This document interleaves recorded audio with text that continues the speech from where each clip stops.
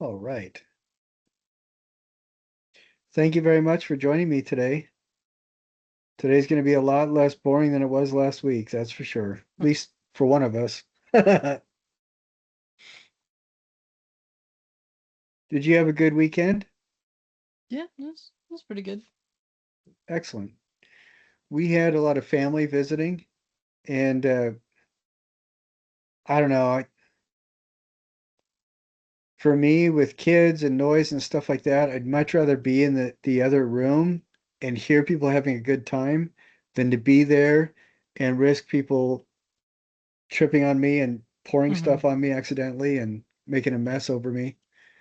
I just I'm on the spectrum, and so I don't really like having a lot of human beings around. But it was one of those things where we were excited to have them visit. It was kind of fun at points to have them here, and we were really, really, really happy after they had gone.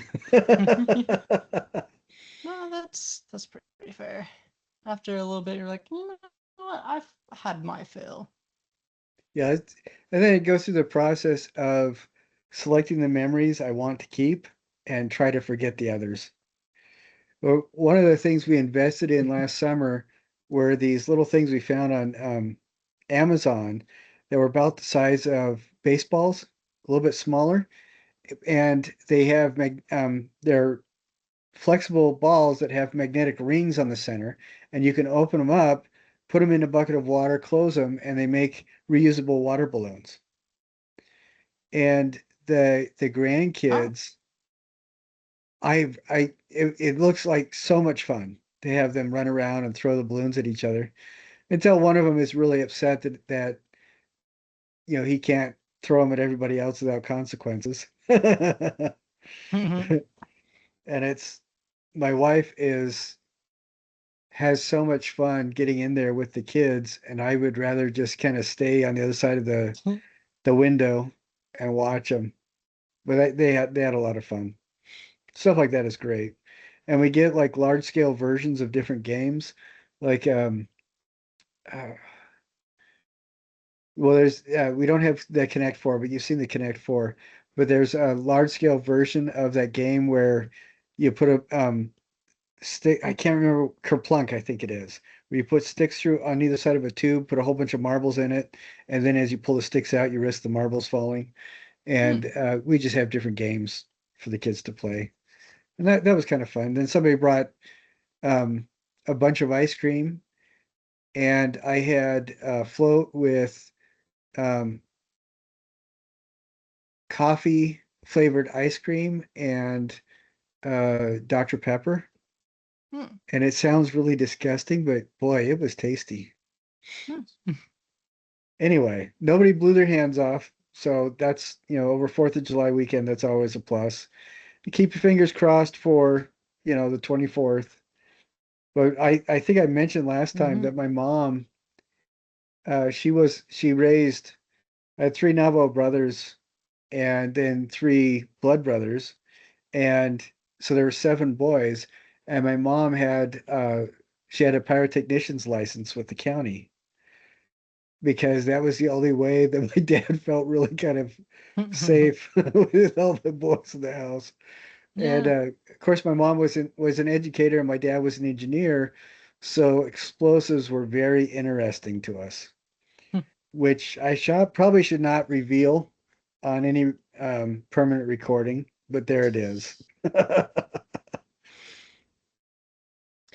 Well, several people have turned in a lot of stuff, and what I would like to do today is I want to look at the latest PowerPoint, artist PowerPoint, and then I want to look at some of the texture and light stuff and just go over it. When I do this kind of thing, I want to just remind people is I am talking about technical aspects in relationship to fulfillment of the expectations and parameters of the assignment, and that's it. Nobody is doubting your capacity as an artist. It just sometimes, for whatever reason, the way that I write assignments, um, usually about 98% of everybody in the class understands completely. and then there's the one person who doesn't. Mm-hmm. And it's or well, it's usually a little bit more. It's I think our class size is there's 13 people, and that usually means about 10 or 11 understand everything, and two or three get confused. And it's just Mm-hmm. because my um, communication style, I guess. But I'm setting things up right now so we can look at that. And then after we go over that, I want to introduce everybody to, uh, we're going to talk briefly about paper mache, and I want to tell everybody about the contemporary processes module and go through that. So, and I'm certain we're going to have to deal with, talk through this again next week as well. But I want to introduce everybody to these kinds of things. And one thing that is kind of frustrating to me, there's a couple of videos that I really want you to watch with me, but I can't do that Mm.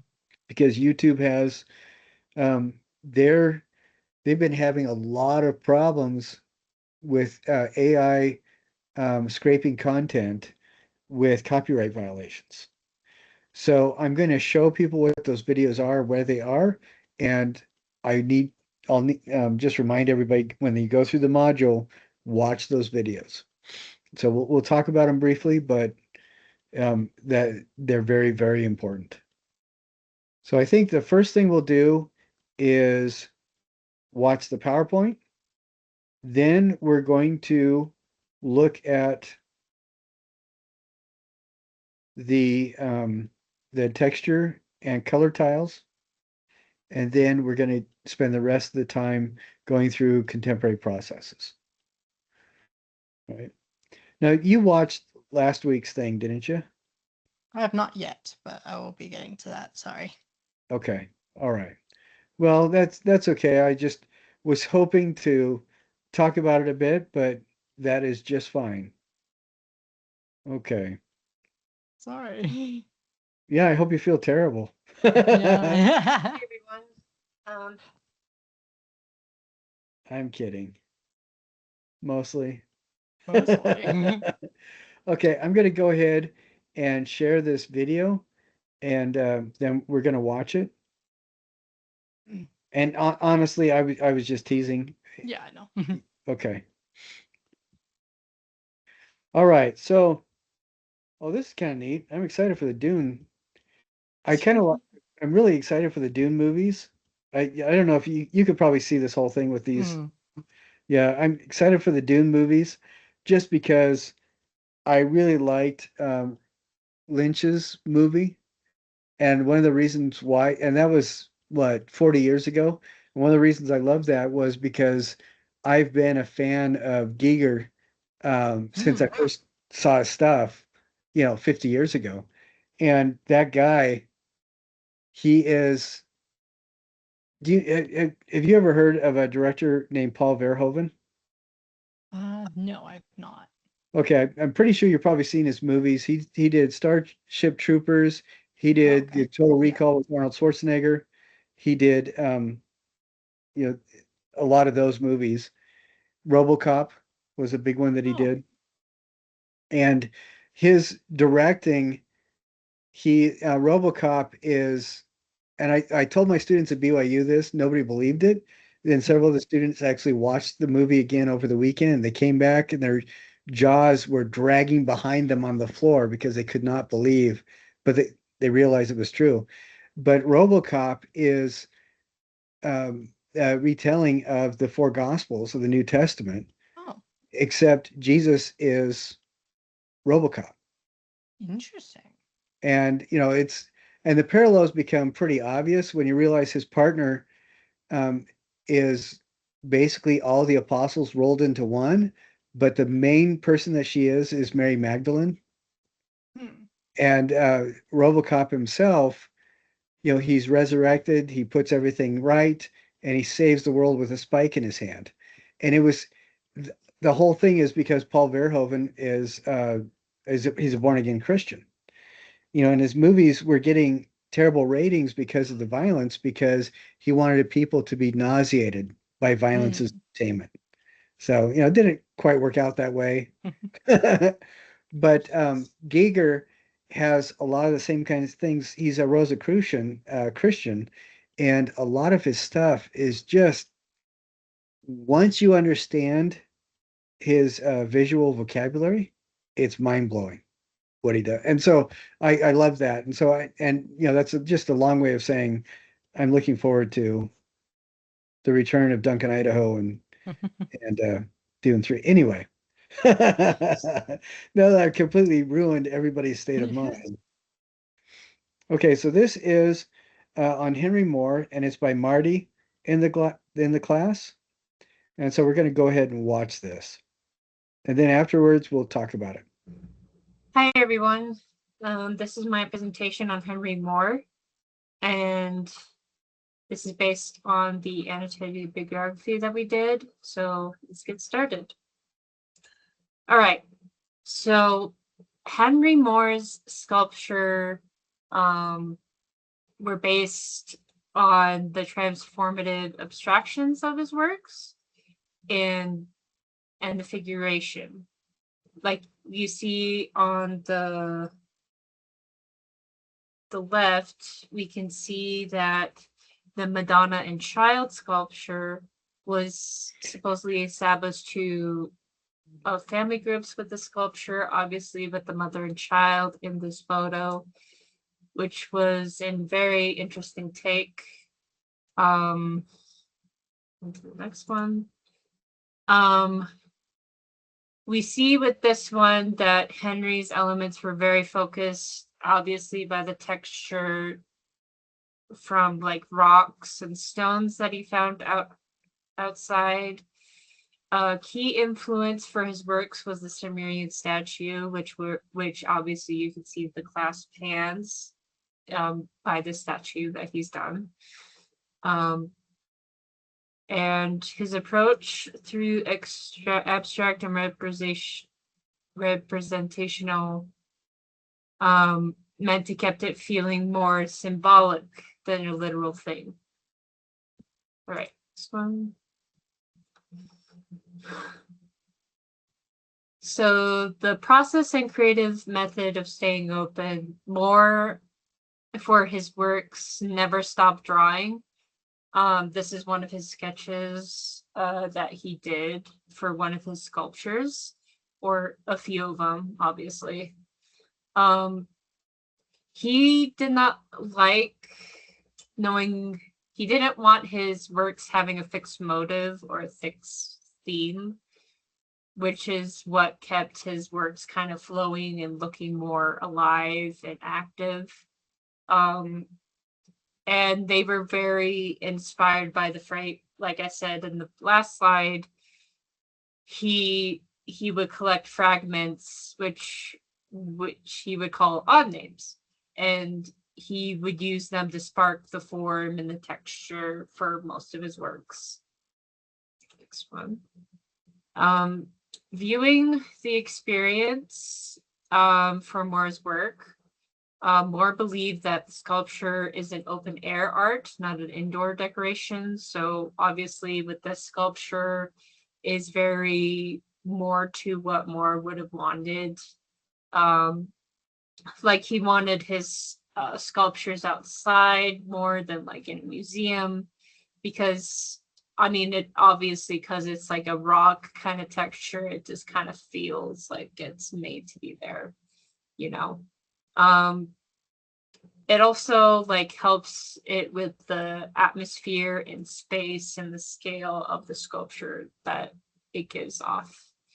And according to Moore, it feels more at home with it being outside than being indoors. Directing the viewer and gaze in light and space.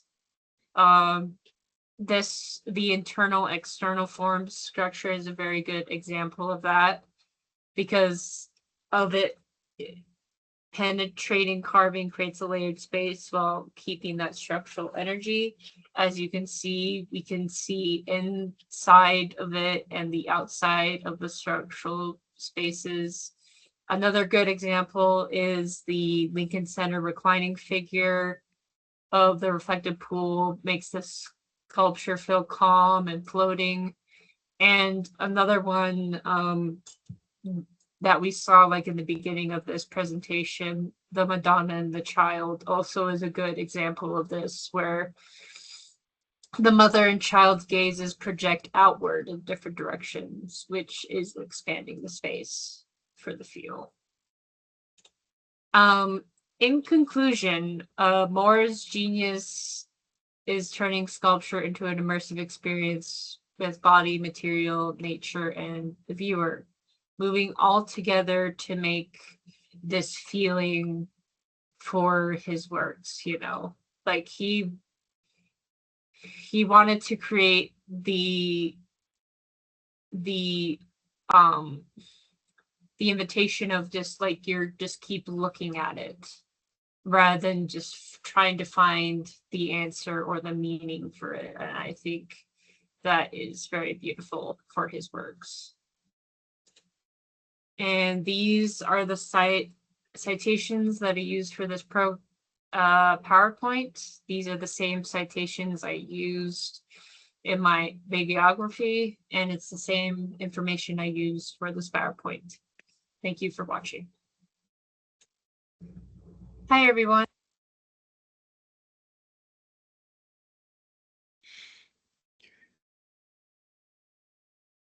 I like this one. I thought Marty did a really good job going through, and we could follow her exactly along. Each of her citations or each of her sources are kind of like the title of the slides or whatever. And I thought that was a nice way to organize it. And I like she talked about one thing I didn't know was the Sumerian statue that this is based off. And I can show you what that looks like really quick.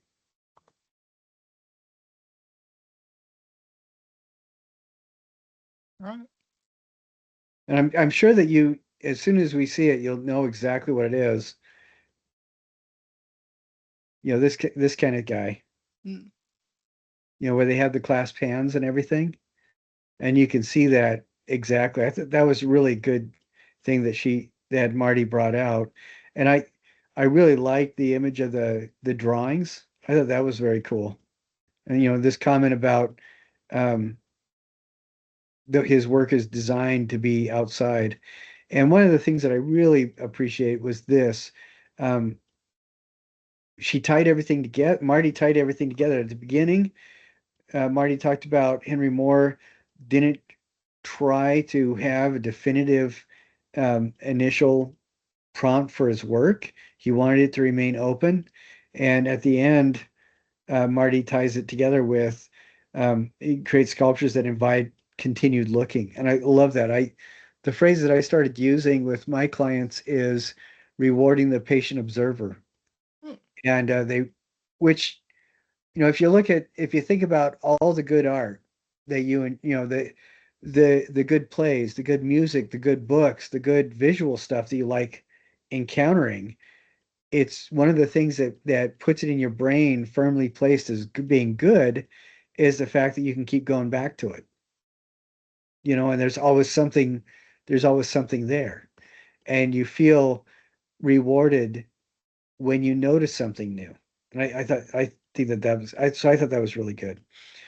The only thing that I mentioned was this is not in alphabetical order. It almost is. You know, these are all really good, the first four, but this starts with a G and should be at the beginning of the list. So it should be these four and that at the very beginning.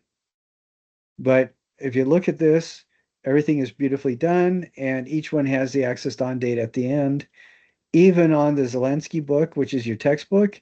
And because it's written, you don't need to have it on there. But doing that, I think, just is a good way of tying everything together. So I thought I thought this was a good presentation. So what did you think about it? I really enjoyed it. I thought it was pretty in depth. And I also thought the like narrative was very cohesive as well. Marty did a good job. Uh, what's the word? Um, like they did a good job. Like say narrating it all. By the way. Yeah, I thought that was good because it was very clearly organized and it touched on I think one of the cool things is that it touched on a lot of stuff that you don't hear in the typical let's learn about Henry Moore kind of thing. Because Mm-hmm. Marty did a really good job at finding, I think, sources that were just not the stereotypical standard reference points.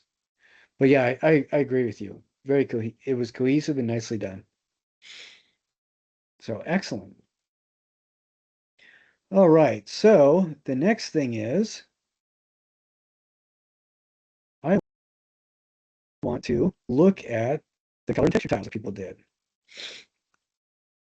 And how we're going to do this is I'm going to switch back and forth uh, from our screen to sharing, and just so that I can change things around and get stuff situated. So, excuse me.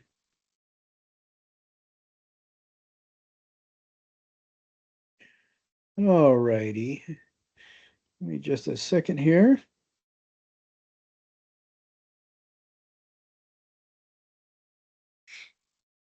All righty. So here we see on the left is the color tiles, and on the right is texture. And some of the things we talked about last week were, covering for the texture, or for both of them, covering all the cardboard. And I think the color does that really well. This, I think there should be some more leaves on it because we can still see gaps. And there are some textures where that may not be the case, but in with these kinds of flat textures that do cover a lot of space, I think it becomes a lot more interesting when something is done, either spray painting the whole thing, like I talked about last week, or covering the entire surface. But other than that, there's some all three of these are leaves, but they're very different leaves. I think one of the reasons why I say color all the space is that there's just four leaves right here. There's several leaves here, and there's right in between here.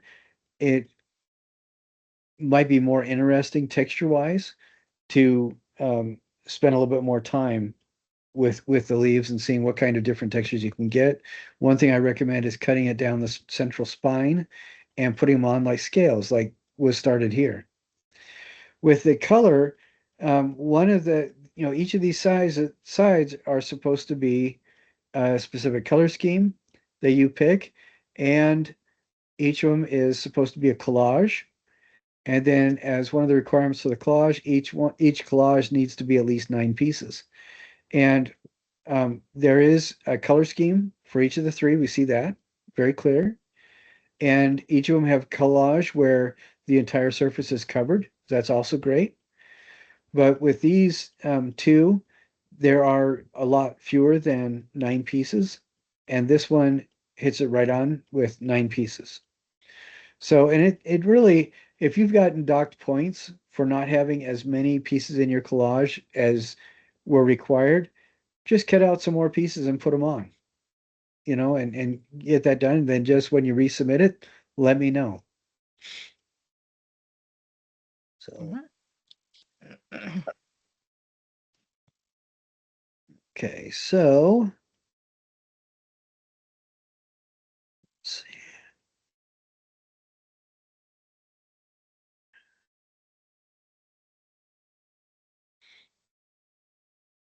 I'm quiet because I'm setting up the next picture.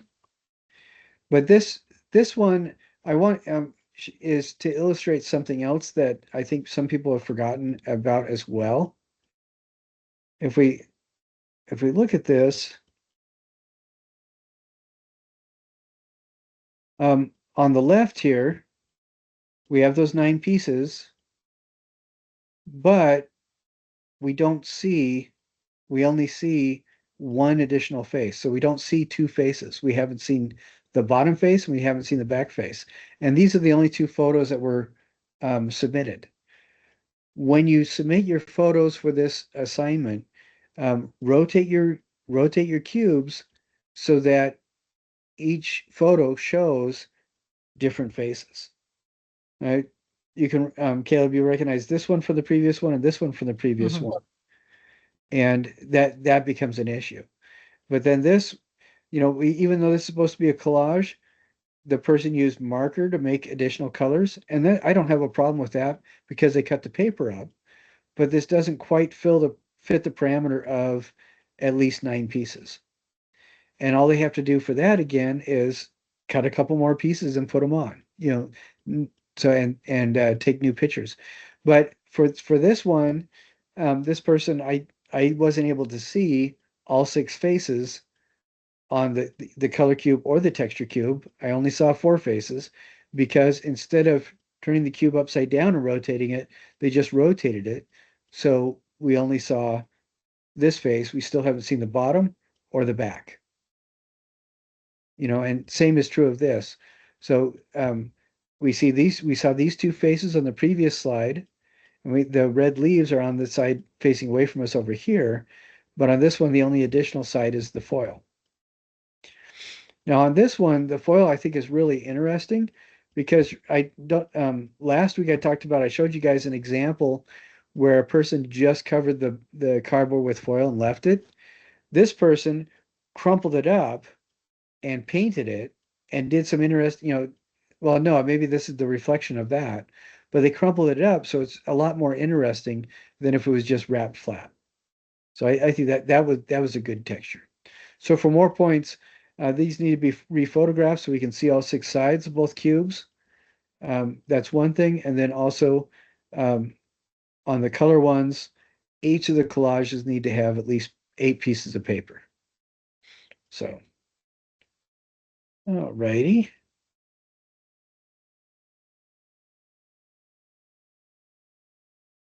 And I am just so I'm showing these to you again, telling you what to fix, what to repair, or what's good, so that when you do your own thing, it will help. Okay, so here's the next one. Now, from the things that I was saying about those other cubes, what are the things that this person did right on the collages? Let's see here. I'm sorry, I spaced out a little bit. Well, I'm sorry. the 3 things that they did right were, one, all the space of the cardboard, all the face of the cardboard is completely covered. There's no gaps. Yeah. That's Okay. one thing. Another thing is they use obvious color schemes. It's not randomized at all. It's obvious that they are color schemes. And then the other one is all 3 of these faces have at least 9 pieces of paper. So, and that is for the collage, that's great. So this is really, that makes me happy. Now on the texture side, we do see some cardboard right here, but for the texture, that's not necessarily a big deal. We want to see that there is a texture to it. And I love the fact that they covered every possible space with round buttons.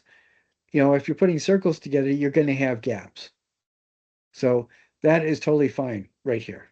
They did a lot of work with that texture. Same thing right here. I don't know if these are candies or tops of thumbtacks, but I mean, completely covered. And what is interesting about this is that the color schemes are totally wild, but you're not supposed to be paying attention to the color schemes necessarily when you do the texture. And it adds to the texture, I think. The randomness of the color scheme kind of helps you to appreciate the texture more. And it's, you know, three very different textures on this and three different color schemes on that.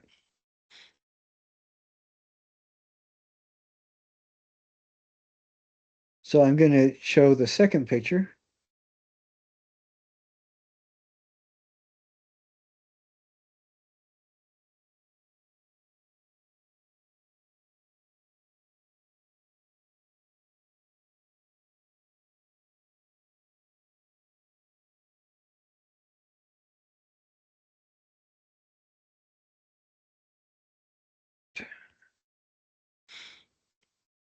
Okay, give me just a short half an hour here. There we go.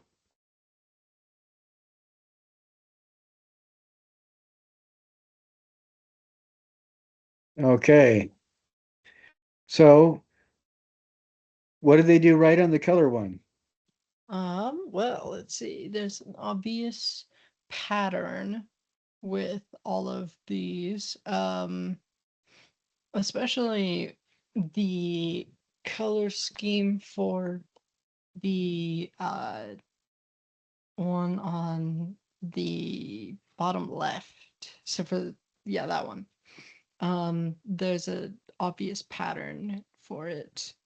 The one on the bottom right is a little on the random side, but there's somewhat of a pattern. Though I guess if you look at it in a certain way, it kind of like has the red cut off and like almost like it's a line that's mirroring the color palettes of these two. So like yeah, the white becomes the blue and the blue becomes the white. But at a first glance, it looked a little more random where the blue and white was placed. Well, and I think that that's really interesting that you picked that out because in the description of the assignment, the actual pattern, I don't say anything about that at all. So, I mean, it can be completely random if you want, but I think that is very interesting because your observation is completely true. I mean, that's what I'm looking at specifically It's the is color scheme. That's right. color scheme. Yeah, I don't off the top of my head, I don't know what this one is. The red and blue and white. You know that's kind of interesting, but it is specific, which is just fine with me. Mm. And what I'm looking at is all the cardboard is covered, and each of the three mosaics that we see have at least 9 pieces of paper.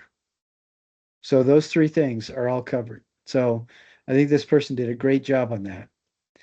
And then on this texture one, this is really fantastic too.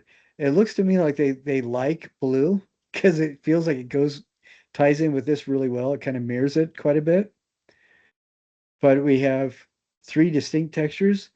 So they used six distinct textures on their texture cube and six distinct sets of colors on their color cube. I think they did a really good job. Yeah. This one makes me happy. I think this is a good example of how to do the assignment.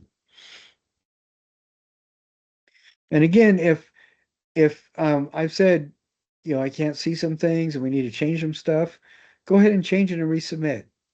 And then, you know, and let me know as soon as you resubmit so I can give you more points.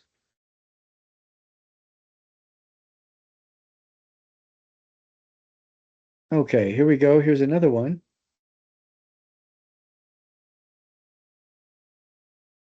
Now this one is interesting to me because on the color one, it looks like they covered all the cardboard with white paper. So that's one way of you know, hiding all the cardboard. And it's obvious to me that each of the different faces has a specific color scheme to it. And they also made sure that there's at least 9 pieces in this collages. Like on the right-hand side, lower right, there's at least 9 pieces. This lower left side, we have two shades of orange. And let's say there's 2 pieces here, 2 pieces here. And so several, there's 2 pieces. And in all that, there's at least 15 pieces on that collage, which is great. And on this one, they made sure there's at least 9 pieces on that collage as well. So that's great. They covered those three things. All the cardboard is covered. There's clear color schemes on each of the three faces, and there's at least 9 pieces of paper for all three of each of the three collages. So that's great. And this texture, one thing that I really like is when I see a texture that's interesting and I don't immediately see what it is. And that's always kind of fun. Like it took a little bit, but this is twine that's glued on very tightly back and forth at a diagonal, looping. That's really interesting. And they used rotini right here, noodles for this texture, which is fascinating. And instead of just doing popsicle sticks in a line, they did popsicle sticks in a line and then did stuff on top of the popsicle sticks. And so I thought that that was really interesting. And then if we look at this one, again, we have three different color schemes, at least 9 pieces of paper. All the cardboard is covered. And this one is kind of interesting because, yeah, you have the 9 squares like that, but each of the squares has a couple pieces of paper on it to get you another design as well. And I think those are kind of interesting. This reminds me of quilting, which I think that's fascinating. And then here we have, it looks like crumpled up and straightened out aluminum foil. We have cloth that is draped and and kind of with these horizontal loops, and we have what looks like kidney beans. So I think that that's really cool. But I want to point out too how the last person photographed and how this person photographed. The only thing, they probably lost just 1 point for it, is you can see this horizontal line. And we did talk about making your own infinity screen. It looks like they have a sheet that they could use to do that with. That horizontal line does become distracting, and it's only it is, just a point, but it's a point that, the person could easily have just by draping a sheet over something, like over the back of a couch and then pulling the sheet towards you on the cushions.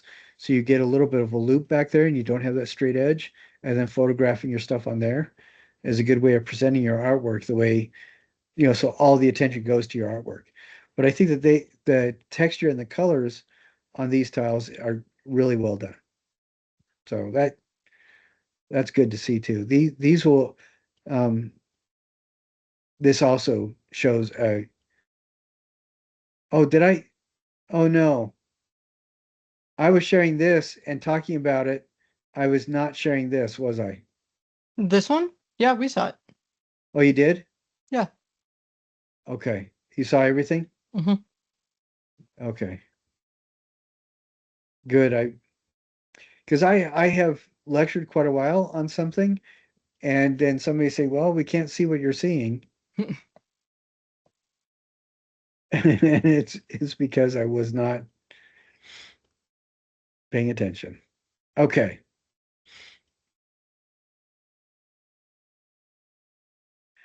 All right. Here's another set, and this one I think is really really interesting as well. I love this kind of texture. It looks to me like this is woven on the right hand side, but it also looks kind of carved out. So I wonder if it's the cardboard itself that's carved, and that's really fascinating to me.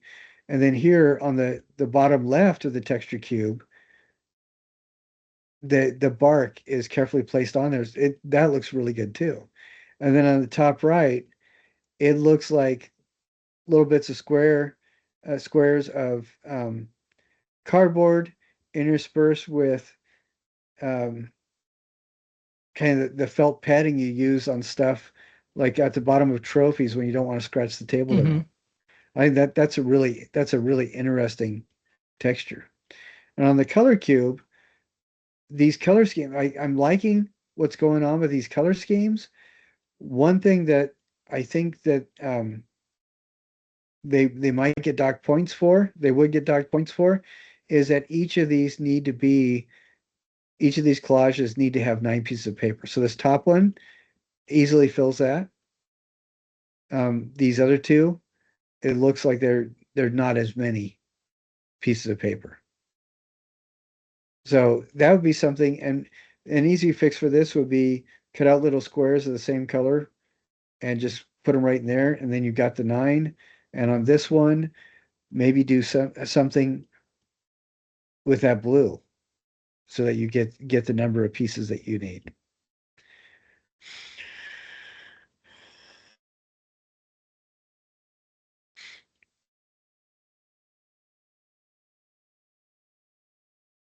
Okay.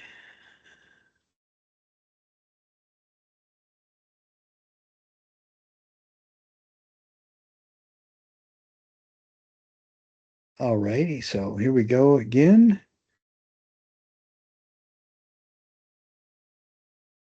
All right. So this person was careful. Again, they rotated their cube so that the point away from us is now towards us. And that gives us 3 more faces to look at. And it looks like they use several layers of felt to give us that kind of an interesting texture there. And in the texture cube, you don't have the same restrictions for number of pieces like over here.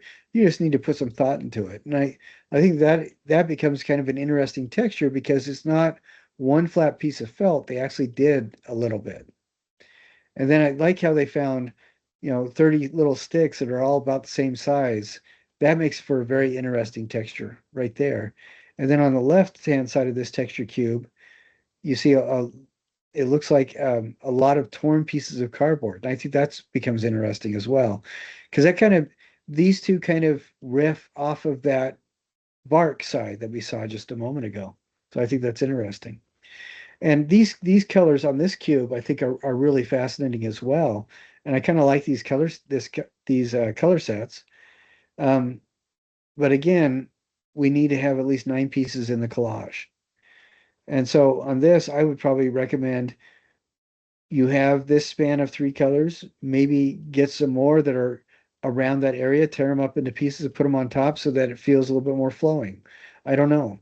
Or cut thinner ribbons or thinner strips on this side so that you make a tighter design or a smaller design, maybe. I That'd be kind of interesting. And on this, with the purple and the yellow spirals, maybe triangles of different shades of yellow and triangles of different shades of purple. I'm putting on there. But again, the color collages need to have a minimum of 9 pieces of paper. The other thing that is working really well is that they covered the cardboard completely. So that's excellent as well. Mm. So is this all making sense going through these and Yes. looking at them? Yes, it does. Okay. Now, I just want to show one more, and this I think is really interesting. And I don't know, the person did some really fantastic experiments with um, their textures, and I wanted to show at least one of them. Okay. So I'm going to try to show it, but the photos were a little bit chaotic. So I just think that this is a really, really interesting texture. I do not know what this is. It looks to me like it's like melted plastic that's just kind of drizzled. But I think it's really a fascinating texture. And the little bits of the different kinds of colors and stuff like that, instead of feeling like a color coordinated display, it that kind of feeds into that weird texture. And I think that this is really interesting. So I want to share some more of this person's textures too.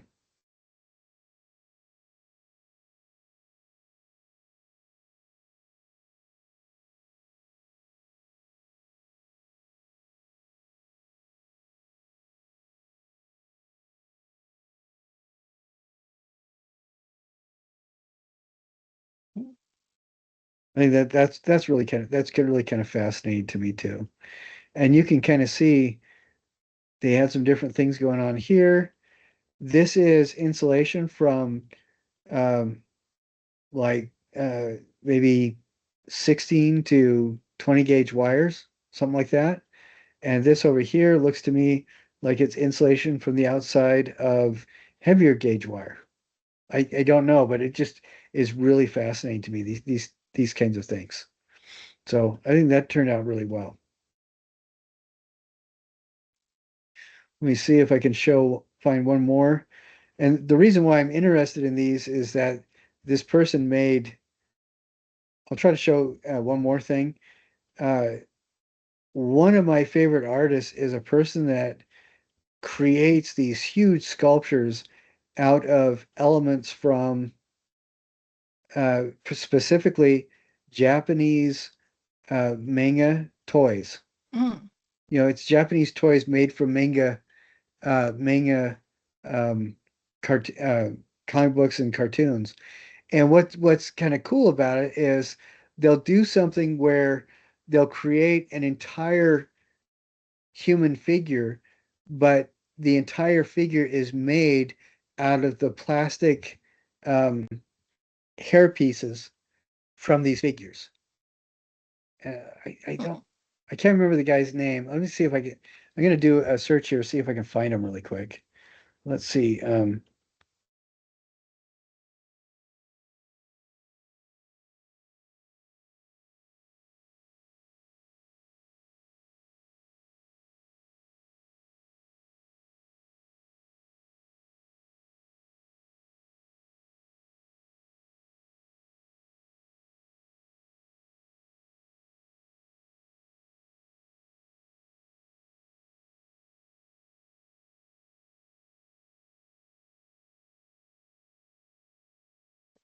Let's see.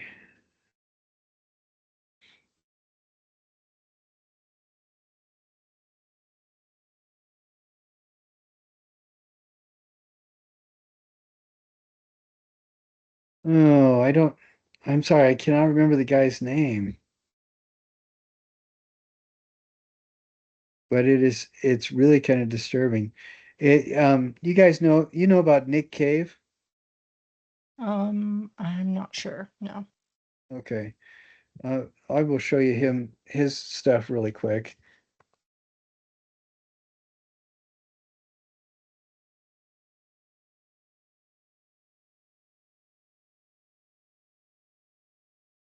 Okay.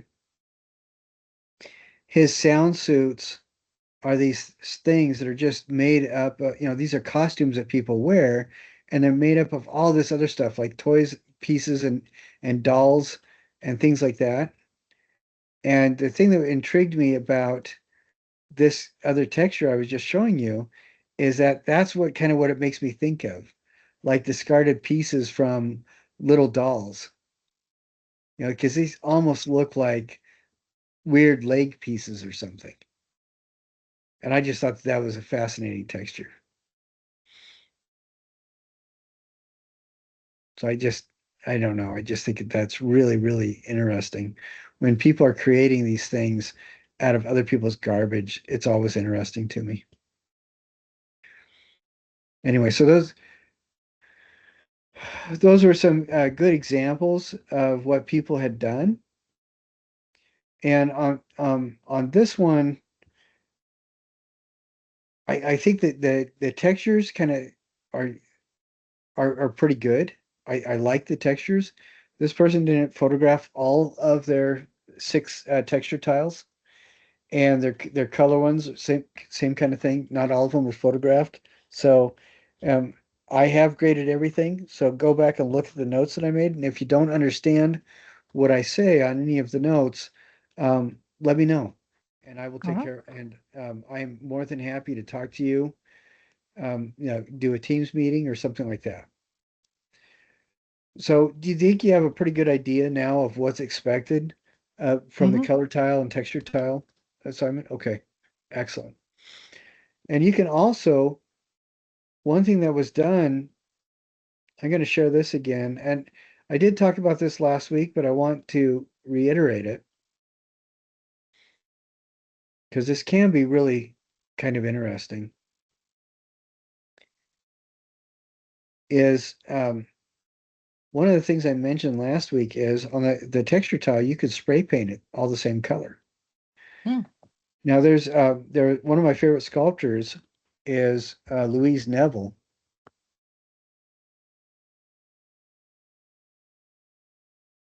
Well, I'm sorry, Louise Nevelson. And the work that she did, that's exactly what she did. She collected all these little ends and pieces from abandoned furniture factories. Well, not abandoned, but from furniture factories. These are chunks that were left on the factory floor or thrown away. And she would put them into these boxes and make these huge structures that were 8, 12, 16 feet high and paint everything the same solid color.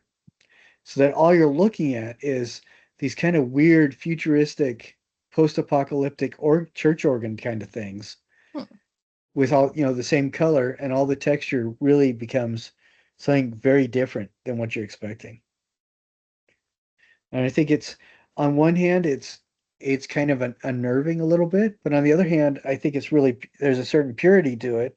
Because if you can imagine, if these are all from furniture companies, people that are making furniture, there are going to be all sorts of different colors of wood and materials and stuff. It would get kind of confusing. And by painting them all the same color, all you can do is see the texture. So I think that that's really fascinating. So that's another route that you can go.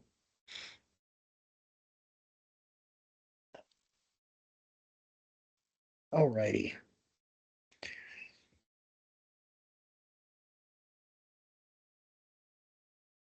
So does that give you some ideas for what to do? Yeah, it does. Okay, good.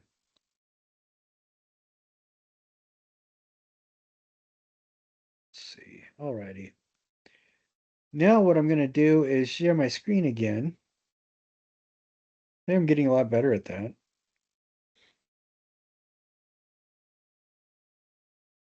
I don't know. I have to pat myself on my back every time I Good. have to do something that a 12-year-old can do just as a matter of course. Now there's something that I I want to talk about. Um, we're going to talk about 1 in 3 chairs in just a second, and I'm going to show you a couple of videos. Um,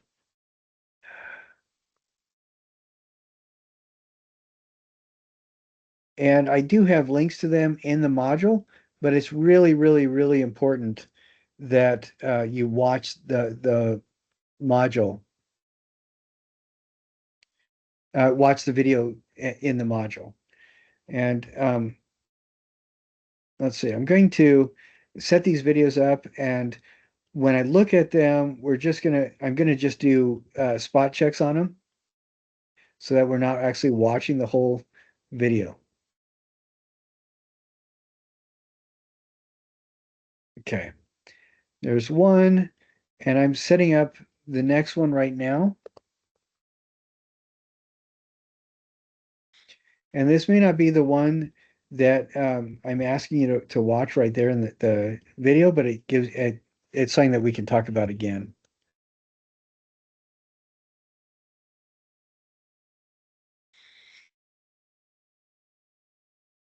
Okay. All righty.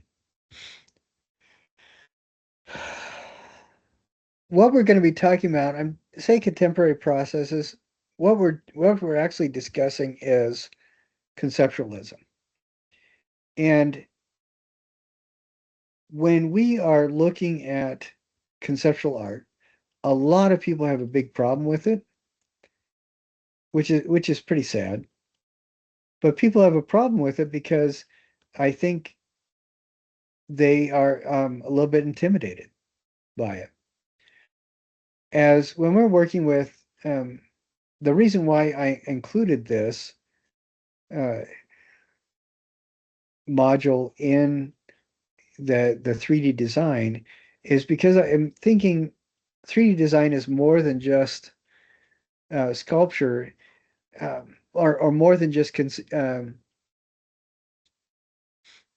standard sculpture. I think as artists in general, we're kind of manipulating people's brains a little. And um, when we do that, we're sculpting with more than just physical things. And this is where contemporary art comes in. With everything else that we're doing, we're using popsicle sticks as tools and hot glue guns as tools to create something out of the hot glue and the popsicle sticks. And that thing that we build is the finished work. But when we're talking about contemporary or conceptualism, it's an art form where we use the tool of the object that we built, and we use that as a tool to create something that is happening behind the person's eyes. Now, all of us want people to think and have new thoughts when they look at our artwork. With conceptualism, you're forcing that process. You're not just inviting somebody to view your work, you're really demanding that whoever views it becomes an active participant in it. And each of these artists that are in this background area, they each do something different. And the ones that I really like focusing on are Christo and Jean-Claude. So watch all these videos, but Christo and Jean-Claude, I really like their stuff, particularly the wrapped objects. And we'll look at that in just a second. And then another one I really want you to look at is I really like Federico Uribe. He does some really amazing things. Judith Scott, but the other person I really want you to look at, excuse me, I got something in my eye. It's all right. Let's see. Well, we got Judith Scott, Judith Scott.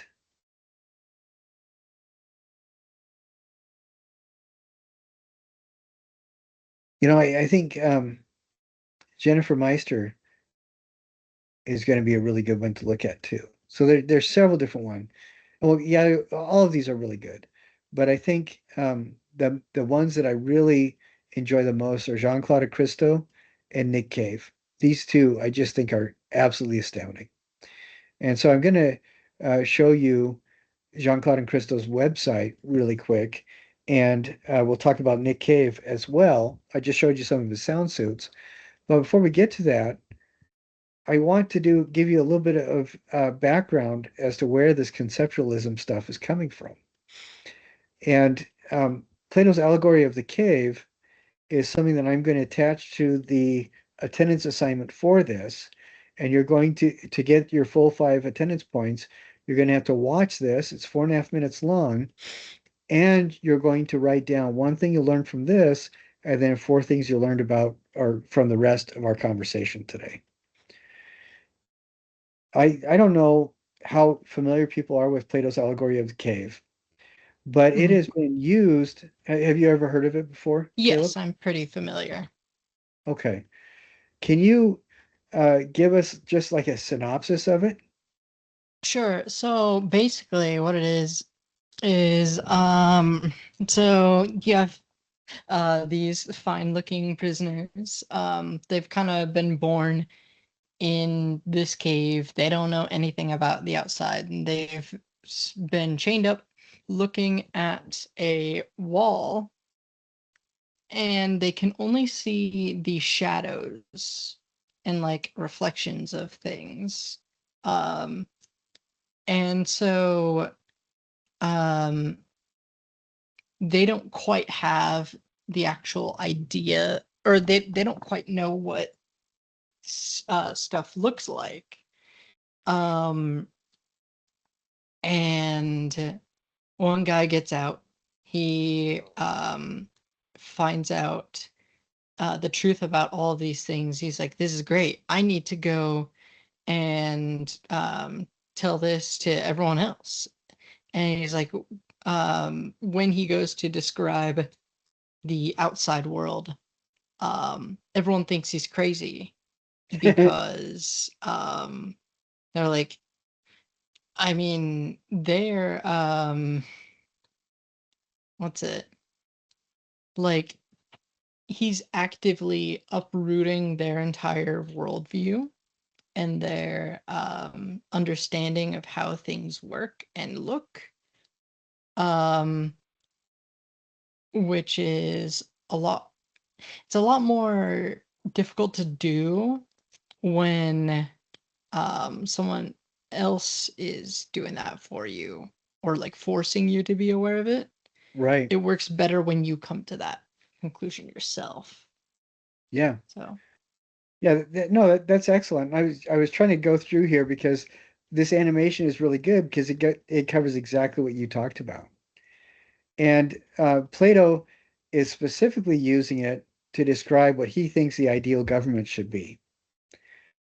But what it has come to be used for is an allegory for how we understand things like everything from, capital T truth to enlightenment.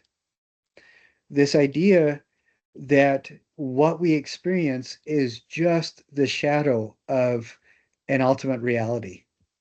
And the people that see that ultimate reality and then try to come back and tell us are stoned. They're kicked out. They're disregarded.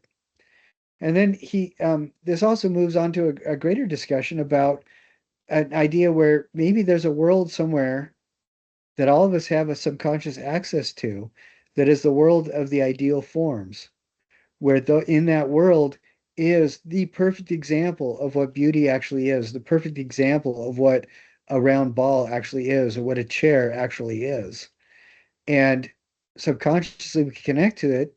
And what Plato said prove that is the idea that doesn't matter how weird the chair is. It doesn't matter if we've never seen a chair that looks exactly like that before. When we come across this, the first thing we want to do is to sit in it. And there are these concepts that maybe the things that we identify as having certain traits, the reason why we identify those traits with that thing are because in some world, in some immaterial world, those ultimate traits are solidified in something. And so watch this video. But what is so fascinating to me about that whole conversation is that is something that artists deal with all the time. mhm. We Our jobs as artists is not to tell people what to think. Our job as artists is to present information to kind of share how people can expand how they think. And it's you miss one of my favorite writers, one of my favorite thinkers is a guy named Heidegger, and he talked about. I do like his writing. I will tell you though that he was a Nazi sympathizer during World War II. The stuff that I particularly like that he wrote before the Nazi Party was established. So, but I Um, referred to him before as the kindest and gentlest of the Nazi philosophers because um, he, with along with some of the thinkers from the Bauhaus, they were people that realized the only way they could survive is by siding with the Nazis, and it just is. That's a horrible situation, you know. I think it's truly terrible. And some of the people that did that were depressed for the rest of their lives. They never were able to apologize enough or do enough to fix their past because they felt horrible that they were part of that. But anyway, in the stuff that he wrote about phenomenology, like about the time of when Picasso was just getting started. So we're talking about uh, 19, 1910 to 1920, right around that area. One of the things he talked about was the moment you choose to use a word, you've also chosen to not use thousands of others. So in the very process of trying to be precise, you've separated yourself from other potential vocabulary. And I think as artists, that's a constant struggle. How do we share the kinds of thoughts that we want people to have to be introduced to without limiting our process of vocabulary and communication. And that's a constant thing that you struggle with. Another one of the artists that I really like his writing is a Jewish artist named Wassily Kandinsky, and I'm sure you've heard of him. He had synesthesia, where he would hear colors and taste music. Just very interesting kind of brain that he had. But he wrote a book called The Spiritual in Art. And one of the things he says is that artists, we have we serve two roles or function as dual prophets. Uh, every prophet, he said, has two roles. One is to stand in front of a society and be able to see what's coming next, but also be able to turn around and look at society and tell them what about themselves. And that's what every artist has. We all have that kind of dual role. Um, we both form a window to reflect back on society, as well as kind of give an idea of what might be coming around the corner. And I really like that kind of perspective. And so all this kind of stuff jumbles together into this module where we're talking about conceptualism. We're creating art that is designed specifically to recontextualize something and let people think about things in it, or incite people to think about things in a completely different way. You know who Marcel Duchamp is? I don't remember off the top of my head. Okay, I'm going to show you his most famous work. He created things called ready-mades. And what they were objects that he found that specifically he had no emotional attachment to. And then he recontextualized them by giving them a new display space, for example, giving them a new title, and presenting them in a way that people never thought about them before. And this is most famous work, Fountain. He called these ready-mades because they were something somebody else made. Well, how did he recontextualize this? Well, this is in a gallery setting. For one thing, it's obviously a urinal. He found it. He was on his way home, and somebody was remodeling. They were going to throw this away. And he said, "Can I have it?" So they gave it to him. He cleaned it out, wrote with enamel R. Mutt and the year, 1917, and then put it in a gallery show that he was invited to display in. So it's recontextualized because it's presented as an art piece. It's laying on its side. It has a completely new title. And everything about that is removing it almost entirely from its initial purpose. And its principal initial purpose, of course, is to be used in a bathroom. But no, it's no longer functional. It's on its side, and it is presented in a gallery space that is reserved for fine art. It's not it's not in a lavatory or a latrine. And the title, The Fountain, is completely at odds with its intended function. So, do you see what things he did to separate it from its original context and give it new context? Mm-hmm. And this is a big part about what makes um, conceptualism conceptualism, uh, creating that new context. So I'm going to show you now. Um, there are several different videos that we can look at, and or that you can look at. But I want you in the module itself. I give you like one or two, and I would even recommend doing some more research on your own to find out about this. But Joseph Kosuth's One in Three Chairs. I'm going to show you this really quick. What we have is the art piece itself. I'm going to try to center that a little bit more. There we go. The art piece itself consists of a set of directions that is given to the gallery that wants to display his art. And Those directions include find a standard wood folding chair, set it up, take a black and white photo of that wood folding chair in the space that it's supposed to be displayed in, and blow that up so the chair in the photo is the exact same size as the chair on display, and then blow up and balance a dictionary definition of chair, the word chair, and have that be there as well. And the title of this piece is One in Three Chairs. So what are the three chairs? All of these. Yeah, each of them is a chair. One is the chair as a word, one is the chair as a photo, and one is the chair as a chair. What's the one chair? Hmm. That's a little bit trickier of an answer because the one chair you could say, well, it's the wooden chair.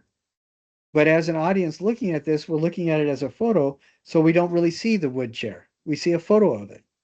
And then it's put onto the same level of reality as a black and white photo that is obviously a photo. And then what about the definition? Is that a chair as well? Well, it's absolutely a chair, as the chair as word. Chair as a It's concept. chair as a concept, exactly. And then we get into the question, well, then that is kind of the thing that's behind all of this, to having us think about what is the chair. We can, if we were there in person, we could sit on the wood chair, but we're not. We're only looking at it, so we can't use it as a chair. It's not functional. Do you see what's going on? Mm-hmm. Joseph Kosuth is having you recontextualize your understanding about even the idea of what the chair is. And I think it's kind of a fun way to have a conversation with an audience, and he's not even in the room. But it's almost like we're automatically in our imagination coming up with an avatar of Joseph Kosuth and asking him, so what did you mean? Am I right in this? Am I right about that? Could I be right about this? And what he's saying is absolutely. Whatever it is. And every time this is displayed, it's a different wooden chair. Hmm. And it still works. But the directions still have to be followed. My thought process of asking if I were to ask Joseph Kosuth which one is the one chair, I would like or I would hope that the answer is whichever one you think is the funniest. Well, and that's what's kind of fun. He did have a sense of humor. And one of the things I enjoy about him is he would think things through and not give people the answers. He'd let them try to figure it out for themselves. But he was always happy to engage in conversation. And if there is a conversation, a lot of the times it would be, well, what do you think? You know, and so, but he did this with lots of different objects: a table, a lamp, a clock. And with the clock one, he had several different clocks that had all sorts of different times, which, from different time zones, which is great. Which is the real clock? Which is the real time? Well, the answer is yes. And it's just kind of a fun riff on the idea where I guess, can you see how this relates to Plato's cave? The Mhm. allegory of the cave.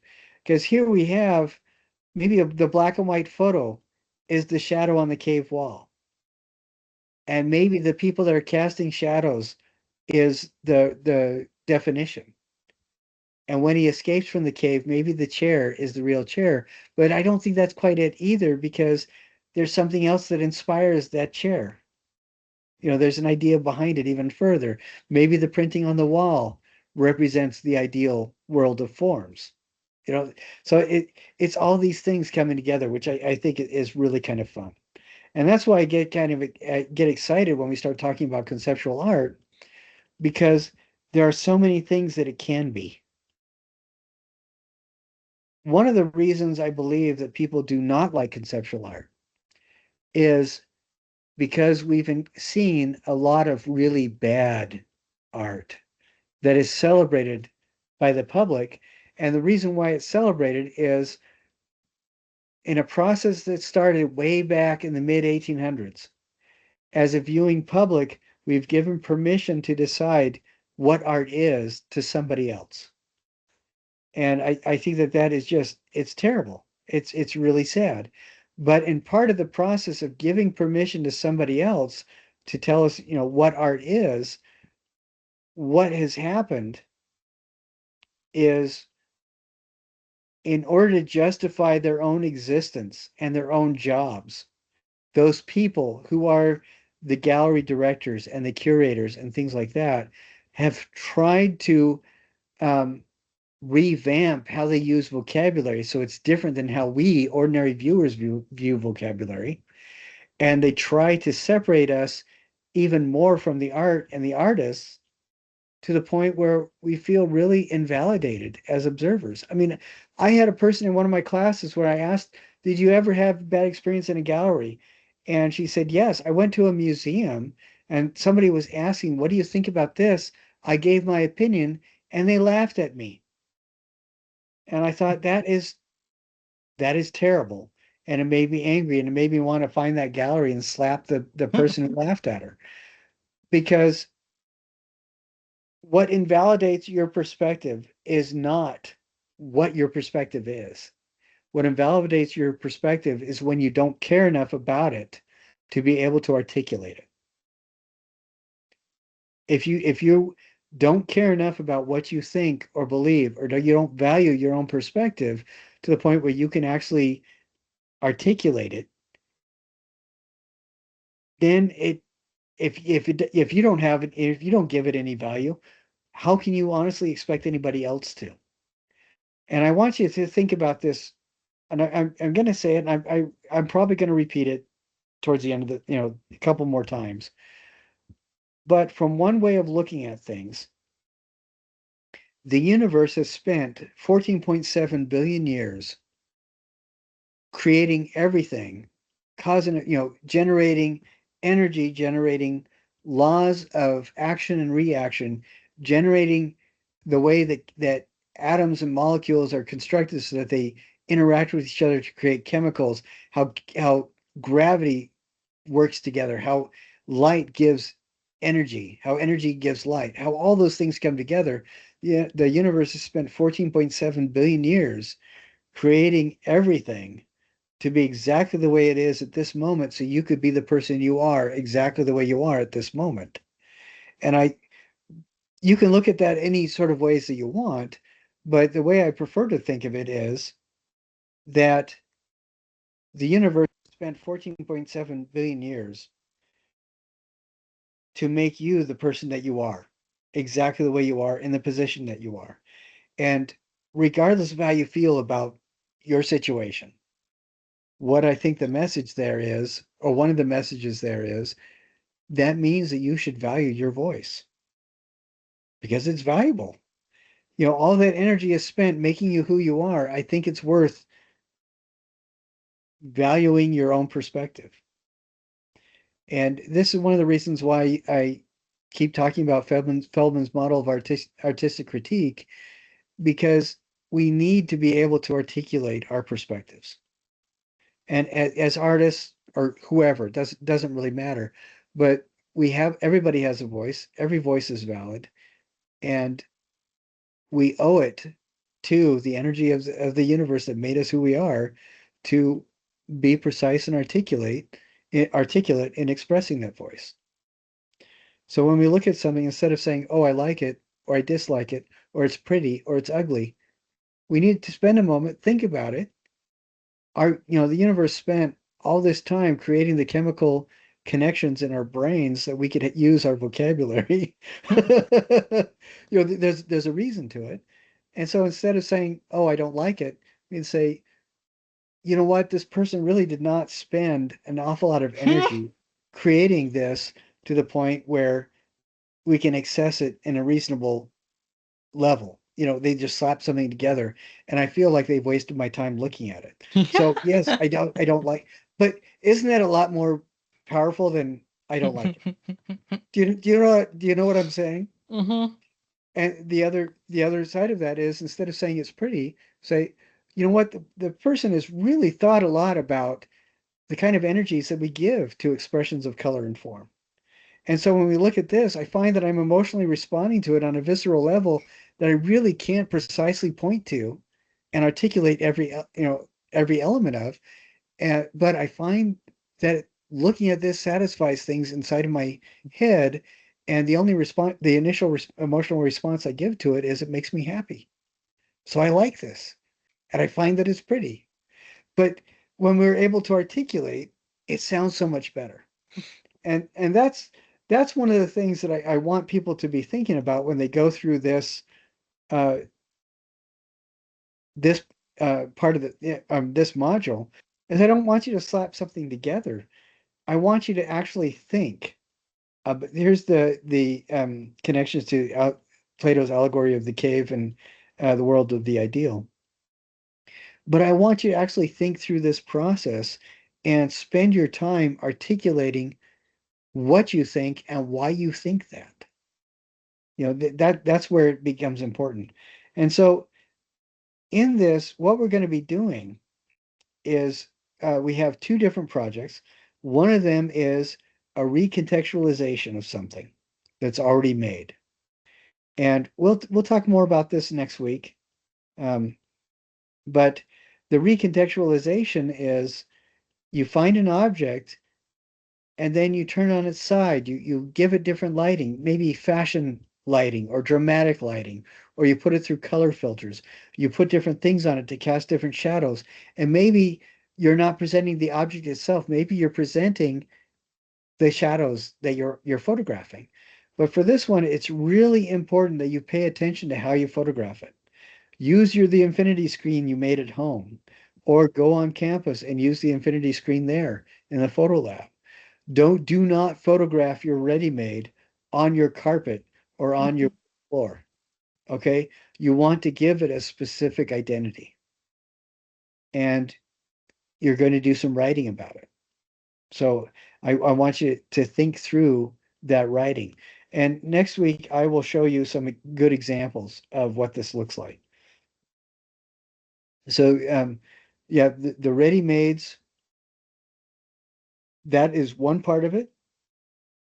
And then another one is I want you to really look at, remember the background we talked about Judith Scott and Jean-Claude and Christo both wrapped things. But I want you really to look at that because when you go to the colorful cocoon or wrapped object, what you're going to be doing is taking an item and transforming at least 85% of its silhouette by wrapping it. And you're going to wrap it intentionally. And these are some of the examples that students in this class have done. This is one where it was started off as a school backpack, and they just wrapped it with cords. They had a whole bunch of stuff that they collected from just trinkets, kids' trinkets and stuff. And the backpack, you can't even see the backpack, but you can tell, they put stuff together in colors, but you can identify, kids' toys and things like that through it. This is one of my favorite ones. This is actually a stuffed elephant. And what the person did, they actually found, they went out on a hike at a couple uh, campgrounds or picnic sites and just found that people had littered quite a bit. Mm. And so they just gathered the garbage that these families with kids had left behind them. And they used that to wrap the stuffed elephant. So you can kind of see the wrapping is these discarded and weathered um, uh, grocery bags, as well as like here's a discarded sock, here's toys and garbage that families just kind of callously left behind when they left a camping site or a picnic site. And this photograph, it's not, this photograph is really pristine and beautifully done. The student did a great job on it. This photograph, I think it is, it's leaning up against a garbage barrel. And in this case, it's completely appropriate for what this is. because it kind of fits the whole theme of what's going on.